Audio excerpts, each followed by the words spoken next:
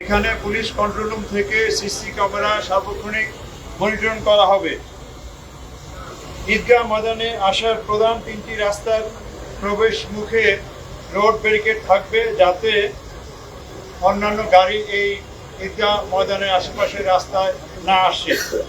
সেখানে আর্ট্রো এবং মেটাল ডিটেক্টরও থাকবে।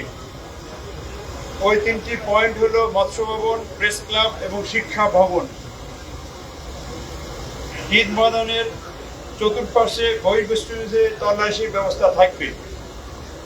ঈদ জামাতের চারদিকে আমাদের পুলিশের পিকেট, পেট্রোলিং এবং পুলিশ লাইনিং ব্যবস্থা থাকবে। মূল গেটে আর্ট্রোয়ের মধ্য দিয়ে সকল মুসল্লিদের ইন করতে হবে, যেহেতু এখানে ভিভিআইপি উপস্থিত থাকবেন।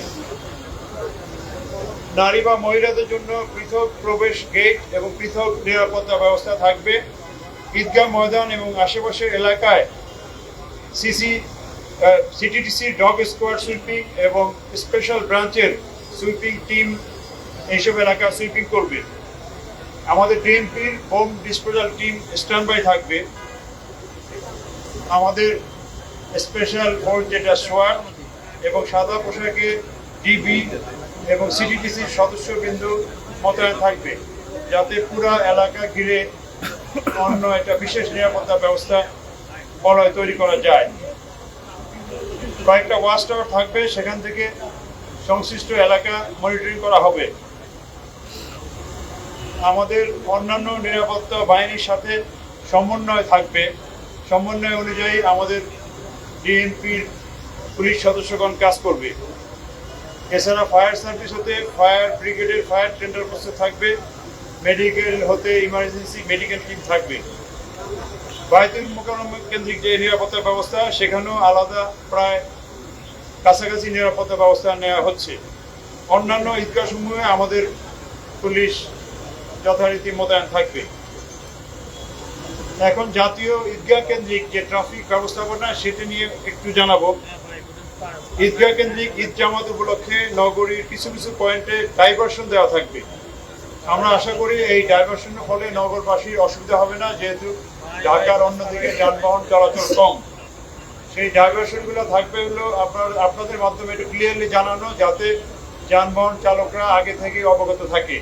0 পয়েন্ট ক্রসিং, সরকারি কর্মচারী হাসপাতাল, high court crossing, press club link road, পররাষ্ট্র মন্ত্রণালয়ের পিছনের গলি, ইউবিএল বা Paltan crossing, police control room gap, মৎস্য ভবন ক্রসিং, এইসব এলাকায় আমাদের ডাইভারশন থাকবে। এইসব এলাকা থেকে ঈদে যারা মুসলিমগণ এসে পায়ে হেঁটে ঈদগাহে প্রবেশ করতে পারবেন। একটা বিষয়, অনেক গাড়ি দেখা যাচ্ছে যে ঈদগাহের এলাকার আশেপাশে ঢোকার চেষ্টা করে। আপনাদের মাধ্যমে জানাচ্ছি, এই চেষ্টা যেন তারা না করে, যে ধরনের গাড়ি হোক না কেন।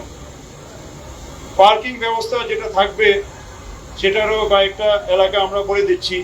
গণপূর্ত ভবনের আঙ্গিনায় বা তার ভিতরে সরকারি কর্মকর্তা বা সমাজের বিশিষ্ট ব্যক্তিবর্গ বা সাংবাদিকদের পার্কিং থাকবে। পিডব্লিউডি অফিস তার এলাকায়, আইএবি ভবন, ইঞ্জিনিয়ার্স ইনস্টিটিউশন, সেখানেও থাকবে। 0 পয়েন্ট ক্রসিং, ইউপিএল এর উভয় পাশে রাস্তার পাশে ফাঁকা জায়গা সহ রাস্তার পাশে হয়তো এক লাইন পার্কিং করা যাবে। দোয়েল চত্বরের দক্ষিণ পশ্চিম পার্শ্ব পার্কিং করা যাবে।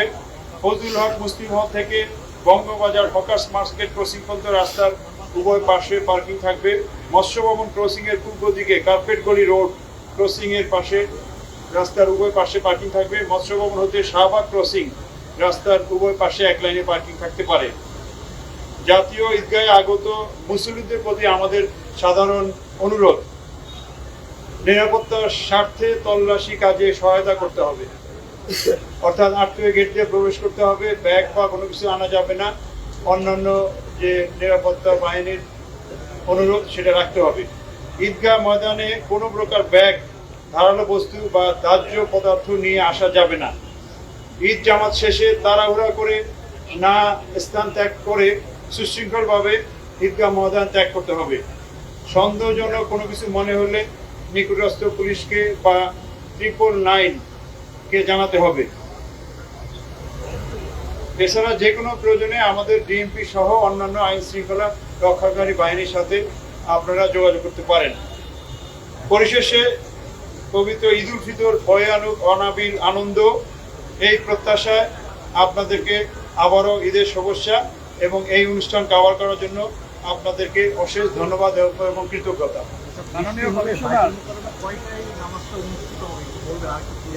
এইটা বিভাগীয় কমিশনার সাহেব নিশ্চয়ই প্রেস বিজ্ঞপ্তি বা কোনো না কোনো ভাবে জানাবেন।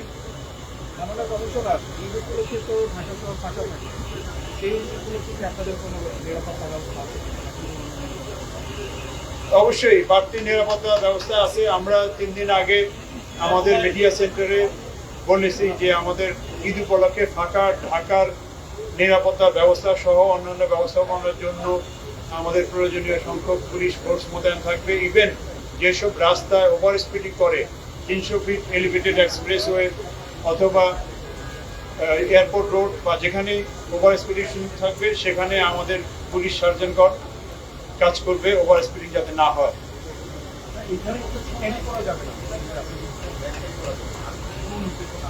ব্যাগ ক্যারি করা যাবে না, দাহ্য পদার্থ বা জানামাজ তো আনতে পারেন, জানামাজ অ্যালাউড। মোটামুটি ব্যাগ বা অন্যান্য দাহ্য পদার্থ এগুলো ক্যারি করা যাবে না, বা ছুরি বা এই জাতীয় জিনিসপত্র। বলতে পারেন যে জানামাজটাই ক্যারি করা, মোবাইল ফোন ক্যারি করতে পারবে। তবে ভিভিআইপি এলাকায় অবশ্যই কারা ঢুকবেন সেটা নির্ধারিত আছে, তাদের বিষয়টা আলাদা প্রোটোকল। না, নিরাপত্তার সংখ্যা নেই। তারপরে আমাদের বিভিন্ন গোয়েন্দা সংস্থা মনিটরিং করতেছে, যদি কিছু হয় আমাদেরকে জানাবে। সেই অনুযায়ী আমাদের যথেষ্ট প্রস্তুতি আছে নিরাপত্তা ব্যবস্থা অটুট রাখার জন্য।